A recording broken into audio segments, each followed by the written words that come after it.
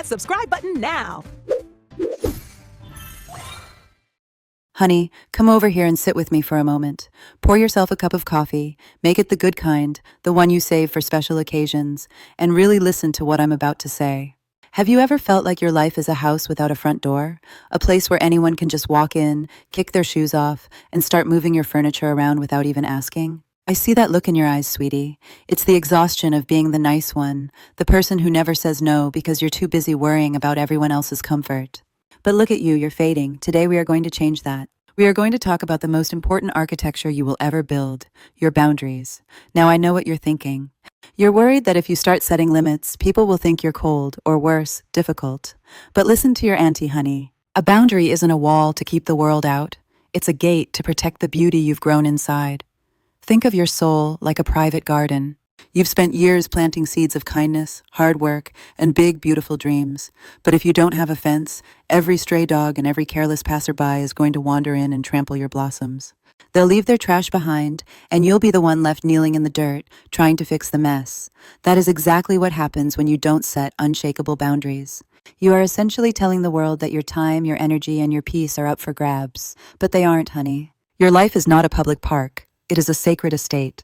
If you don't build that invisible fence, you'll find yourself perpetually bankrupt of spirit. So wake up, it's time to decide where you end and where the rest of the world begins. Trust me, once you realize that no is a complete sentence, the air starts to feel a lot cleaner. But setting the fence is just the beginning. You need to know who exactly is trying to break in, and that's what we're diving into next. Now that we've established why you need that fence, let's talk about the people who are going to try and climb over it. I call them the uninvited guests. You know the ones, the coworkers who dump their drama on your desk at 5 p.m., the friends who only call when they need a favor, or those relatives who think your personal business is their favorite topic for Sunday brunch. These people aren't just clueless, honey. They are emotional trespassers.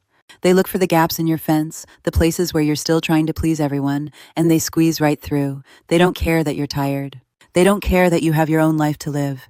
They see your kindness as an open invitation to drain your battery. It's a psychological game, really. When you don't have clear boundaries, these trespassers start to feel entitled to your resources. They treat your time like it belongs to them. They ask invasive questions about your salary, your relationship, or why you haven't done this or that yet, and they expect an answer right then and there. They cross the line and then have the nerve to act offended when you try to take a step back. But here is the tough love you need right now.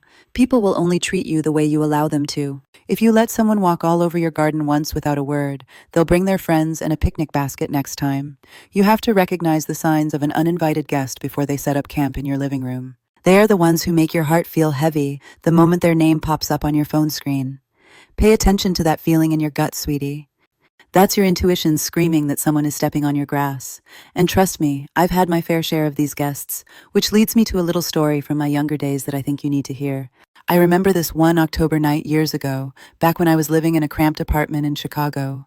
The wind was howling off Lake Michigan, and the rain was that cold, stinging kind that gets under your skin. I was working 2 jobs, exhausted, barely keeping my head above water. An old friend called me, someone I hadn't heard from in months. She said she was in a crisis and needed a place to stay just for a night because she'd had a fight with her boyfriend. My gut was screaming, "Auntie, don't do it. You're exhausted." But back then, honey, I was still trying to be the hero. I was still that good girl who couldn't say no. I let her in. Well, that one night turned into 2 weeks. She ate my food, used my phone, and filled my tiny sanctuary with her constant toxic complaining. Every time I tried to gently suggest it was time for her to move on, she'd cry and make me feel like the villain. I was drowning in my own home. One night, as I sat on my kitchen floor while she slept in my bed, I realized I had committed a crime against myself. I had let a trespasser take over my peace because I was too afraid to be mean. I was protecting her feelings while mine were being shredded to pieces. That rainy night taught me a lesson I'll never forget. Being nice at the expense of your own well-being isn't a virtue, it's self-sabotage. I finally had to tell her, "You need to leave by noon tomorrow." She called me every name in the book, sweetie, but you know what?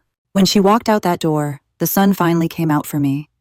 I realized then that a boundary isn't about the other person.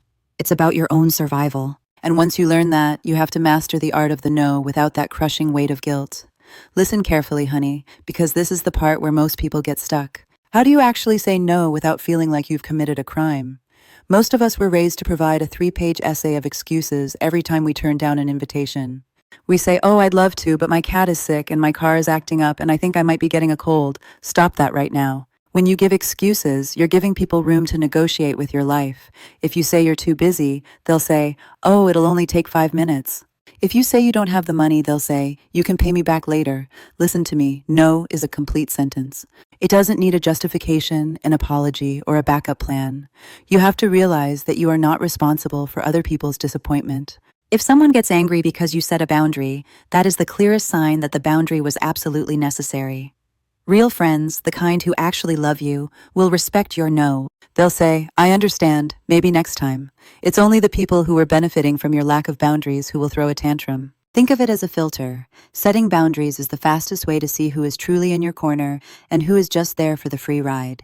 Practice it in the mirror if you have to. Start small. No, I can't take on that extra project. No, I'm not available for a call tonight. No, that doesn't work for me. Don't soften it with a maybe if you mean never. Being clear is being kind, honey. It's kind to yourself, and it's actually kind to the other person because they know exactly where they stand. Now, once you master the word, you need to decide where to place the signs that say no-fly zone. Now, sweetie, let's get practical. You need to identify your no-fly zones, the specific areas of your life that are absolutely off-limits to unauthorized personnel. The first one is your time. Your time is your life, and once it's gone, you can't get it back. If someone constantly expects you to drop everything for them, they are violating a primary zone. You have the right to set office hours for your emotions. You don't have to answer every text the second it arrives. You don't have to be available for a crisis at 2 a.m. unless it's a true emergency. The second zone is your mental space. If certain topics or people leave you feeling drained and anxious, you have the right to say, I'm not comfortable discussing this right now. You don't owe anyone the intimate details of your struggles or your bank account. Another huge one is your physical space. Your home should be your sanctuary, not a revolving door for anyone with an opinion. If you don't want guests this weekend, that's your right. If you want to sit in silence and read a book instead of hosting a dinner party, do it. These aren't just preferences, honey. They are the pillars of your mental health. When you define these zones, you are creating a predictable, safe world for yourself. You're teaching people how to love you without draining you, and don't you worry about being selfish. Taking care of your own needs is the only way you'll ever have anything left to give to the people who truly matter. Remember, an empty well can't quench anyone's thirst. Guard your zones with your life because they are your life, and when you finally lock that gate, something magical happens. The most beautiful thing about a locked gate, honey, is the peace that settles in behind it. Once you stop letting every person and every problem wander into your soul, you finally have the space to breathe. You'll notice that your heart doesn't race as much when the phone rings. You'll find that you have more energy for the things that actually make you feel alive. Your hobbies, your true friends, and most importantly, yourself. Boundaries don't make you lonely, they make you selective. And being selective is the highest form of self-respect. You start attracting people who have their own fences, people who understand what it means to respect an island. You'll find that the quality of your relationships improves drastically. Instead of 100 shallow connections that leave you exhausted, you'll have a few deep, sturdy pillars of support. You won't have to perform anymore. You won't have to wear that mask of the ever-available helper. You can just be you. So, honey, take a look at your garden today. If it's looking a bit trampled, don't cry. Just pick up the tools and start building. It's never too late to put up a sign that says private property. It's your life, your heart, and your journey. Don't let anyone else drive the car while you're stuck in the trunk. Stand tall, keep your head high, and remember that you are the master of your own estate. You're doing better than you think, sweetie. Your auntie loves you, and I'm so proud of you for choosing yourself today. See you next time.